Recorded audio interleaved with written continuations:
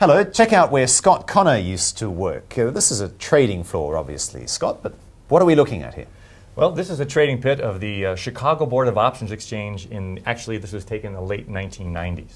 And this is where I was a member of the Chicago Board of Options Exchange for 25 years.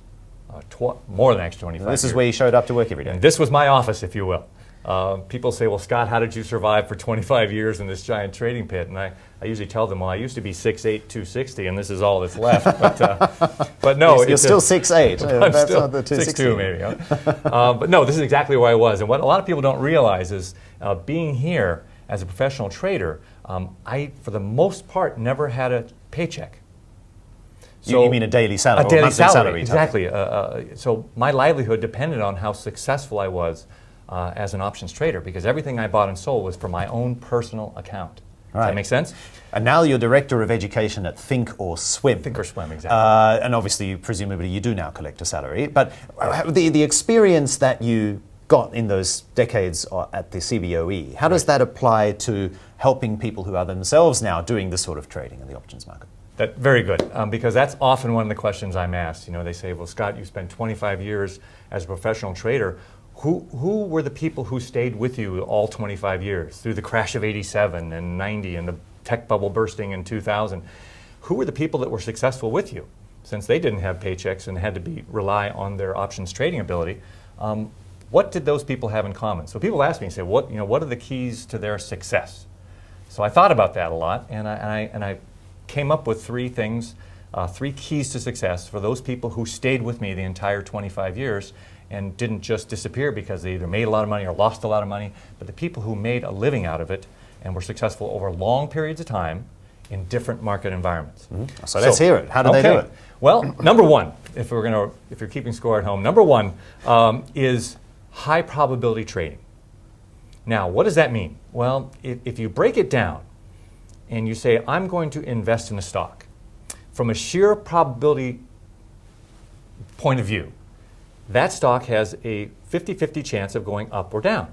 When I flip a coin, is it going to be heads or tails? It's got to be one or the other. One or the other, right. So, but there's a 50-50 probability. If I did it 1,000,000 times, it'd be close to 500,000 on each side. Well, when I buy a stock, it's no different. It can either go up or go down. There's only two probable outcomes, right? So, of course, we're going to do things to help change that probability. We're going to do homework and study fundamentals and look at technicals and everything else we do when we pick a good investment.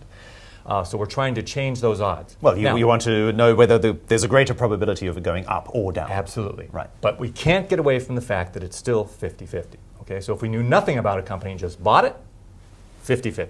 All right. Now, options open another door.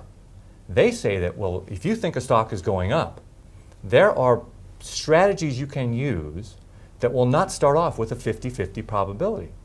I could get 50-50, well, close to 50-50 by going to the Las Vegas Sands, right? But or the Marina Bay Sands. Exactly. That's why that'd be a long flight. But how can I increase those odds? Well, let's say my bias or my thought is that the stock will go up. There are option strategies I can use that from the beginning of that trade, I now no longer have a 50-50 proposition. I now have an 80-20. So in other words, I'll be profitable or with a probability of 80% instead of 50-50. Okay? I still want to see the stock go up, but in fact, I'm not starting at 50-50. I'm starting at 80%. An unfair advantage. For me, yes. For anybody learning about options, absolutely. A quick way to look at that is that let's say a stock is here right at $100 a share. And what can the stock do? There's 5 probable outcomes. It can go up a little, maybe $5. It could go up a lot, maybe $10 or $15. Now, I'm just talking in a 30-day time period because that's what options do. It's just a 30-day time period. It can go down a little, $5. It can go down a lot, more than $10 or $15. And the fifth option is that it stays where it is. Yeah, and that's the one right in the middle. Stay right where it is. So those are the 5 probable outcomes that a stock can do if you really break it down. Now, what I'm going to do on my strategies, I think the stock's going high, maybe even a lot higher, but I'm not sure exactly when. But I think in the next 30 days, it's not going to be going down. It's going to be going up, or maybe, if I'm wrong, slightly down. Well, I'll do a strategy with options that lets me make money if it goes up a lot, makes me make money if it goes up a little bit. I make money if the stock stays right about where it is. I will even make money if the stock goes down $5 or $10. The only way I won't is if it goes down a lot. That's 1 out of 5. That's an 80% probability of the outcomes that I will be profitable on that trade. Does that make sense? Yep. So again, when you learn about option strategies, that's the door that opens to people. And so that's what we do on the exchange, and I did for many, many years. Right, so that's the first key to successful trading, probability. changing the probability in your favor. Exactly. Second. Number 2, defined risk. Okay, defined risk. What does that mean? Well, in the many years I was on the trading floor, what I noticed is that we are still all humans. We all are driven by emotion. And oftentimes, when people put on positions such that if it went counter to what they originally believed the stock would do, the further it went, the more they lost. Well, eventually, if it kept going, they had to get out, right? They threw the towel in, so to speak. Now, what if I never had a position on that would make me do that? What if I had a position on that every time I did it, I knew exactly how much I could make and exactly how much I could lose, and as long as that's in my comfort zone or my risk tolerance, I can sleep at night, knowing that no matter what happens, I'll never be at a point where I'll be emotionally driven out of a position. Does that make sense? Yeah. Okay, so that's the big thing about options. It allows you to construct options positions knowing exactly what your max loss, max gain can be, no matter what happens to your stock or your exchange-traded fund. That's Okay. so you're trading off a lot of upside for the security on the downside. Exactly. So there is a risk-reward trade-off there, but I'd much rather have a defined amount of risk and perhaps reduce my amount of reward, but I want to sleep at night. I don't want to be emotionally driven out of a position. Well, particularly in the current markets. the way they are. Absolutely, because we often find that when do people get out? When are they emotionally driven out of a position? Well, when they've lost so much that At the worst they time. can't handle it anymore. Right. The people who got out in 2009 is an example. They just couldn't take the loss anymore. They got out, and what happened? Of course, it went up. Straight back up. So change the probability in your favor, Favor. manage your risk, or define your risk at least, Yes. and understand what the risk is, because risk is really the only thing we can manage. Absolutely. Isn't it? And the third one?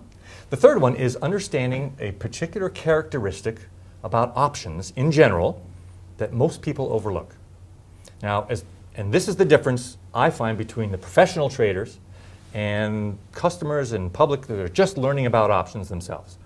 There is one characteristic about options that happens every 24 hours, and we can't stop it from happening.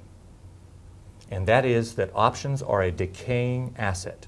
So in other words, options have a lifespan of typically 30 days. If we're trading the front month options, there are options that expire in 30 days. Well, during those 30 days, as we get closer and closer to the expiration date, if the stock is not moving up in the direction that particular strategy wanted, the option value loses value over time. It's running out of time. Yeah. It's like an ice cube moving close to a fire. It's just melting, melting, melting, and the last day, It's it's gone. water, yeah. So here's the big difference.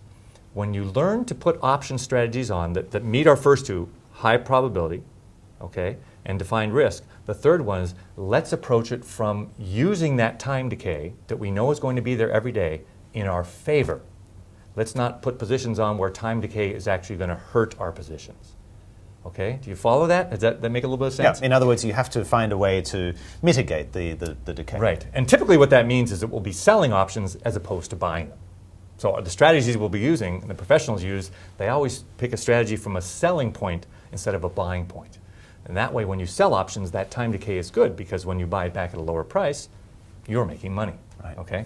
So again, those are the three keys, and if you can take that, particularly the high probability, and learn about options and use the other two we're talking about. Now combine that with your knowledge of technical and analytic and fundamental research on stocks, and you combine those two things, that's when you put yourself in the best position to be profitable over long periods of time. Okay? So that's right. Basically how the professionals think. Right, 25 years. Here you've had them in 5 or 7 minutes or so. Yes. Thank you. Where do we hear more, Scott? Well, I'll be speaking at the SAS Investment Week coming up, the first session, and we'll also have a Tuesday night session, an evening session where I'll be going into this in more detail and showing customers how they can actually execute these kinds of strategies. All right, and the website is on your screen now, cs.org.sg/SIW 2013. Scott Connor, thanks so much for coming in. Thank you for having me. Very happy. Thank you. So do you actually ever miss the old days of the trading floor? Oh, sure I do. It was such a unique environment. Imagine every day standing in the trading pit and 400 people screaming as loud as they can trying to get orders from different brokers because you have 10 different brokers screaming orders at the same time.